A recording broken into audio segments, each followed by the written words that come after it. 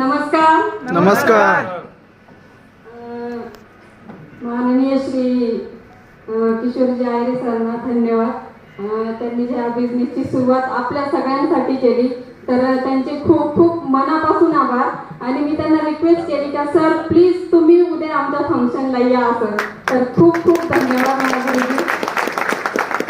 त्यानंतर आमचे जे अपलाईन आहेत राजेंद्र लांडगे सर आणि मॅडम तुमचे पण खूप खूप आभार. त्यानंतर महेंद्र चौधरी सर मॅडम तुमचे पण खूप खूप धन्यवाद आणि आभार. जो तुम्ही आम्हाला सपोर्ट केला आजपर्यंत आणि ह्या स्टेजवर येण्यालायक बनवलं त्यांच्यासाठी तुमचे म्हणजे खूप किती आभार मानावं आणि काय बोलावं ते पण समजत नाहीये. पण तरी तुमच्या सगळ्यांचे खूप खूप आभार. ह्या बिझनेसची सुरुवात करताना म्हणजे माझा हा जो छोटा मुलगा आहे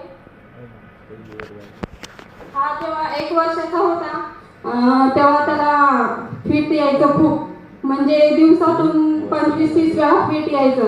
आणि प्लस त्याला पॅरालिसिस झालेला होता. मान त्याची वाकडी होऊन गेलेली होती. एक हात एक पाय पूर्ण याच्यामध्ये आणि ब्लड 4 पॉइंटला होतं त्याचं. मग त्याला आम्ही हॉस्पिटलला ऍडमिट केल्यानंतर म्हणजे आम्हाला 2 लाख रुपये लागले पण रिझल्ट काहीच नाही आला. एकदम 0% रिझल्ट.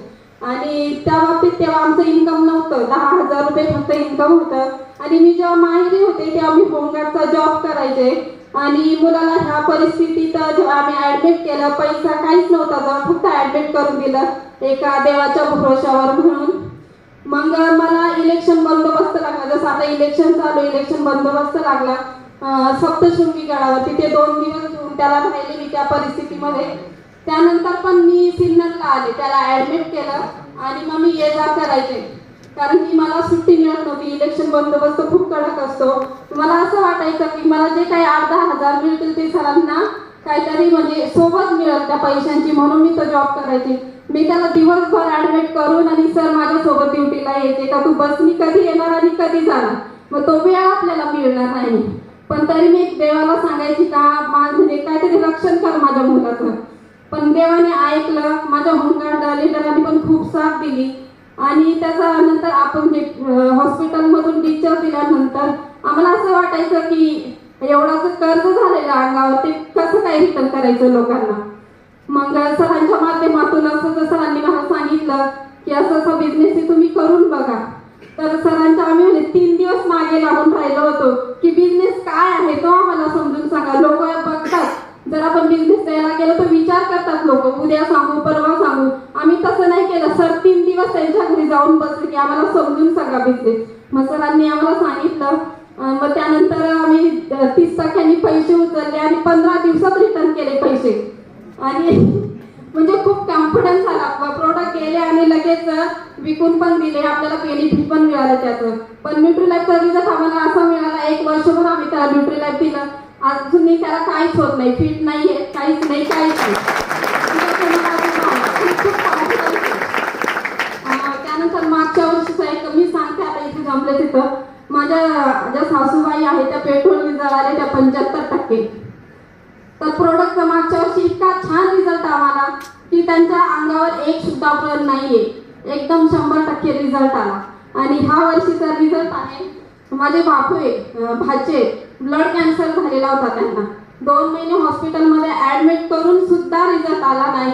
आणि आता जस्ट 2 महिन्याची ट्रीटमेंट चालू आहे त्यांची. एकदम छान रिझल्ट आला. आताचा पूर्ण क्लीन रिझल्ट आला. म्हणजे ह्या प्रोडक्टचा एवढा दम आहे की रिझल्ट येऊ शकतो. म्हणजे विश्वास ठेवला पाहिजे की नाही प्रोडक्टवर ठेवला पाहिजे ना. तर माझं म्हणणं एवढंच इथं सांगण्याचं की जे आपण काम करतोय ना हे 100% आणि एकदम बरोबर काम आहे. ते करायलाच पाहिजे आणि विश्वास ठेवायला पाहिजे. मेन म्हणजे विश्वास महत्वाचा आहे. पण आज माझी फॅमिली तर कोणीच अवेलेबल नाहीये. मम्मी पप्पा पण कामापुरता नाही येऊ शकले. आई बाबा पण नाही येऊ शकले.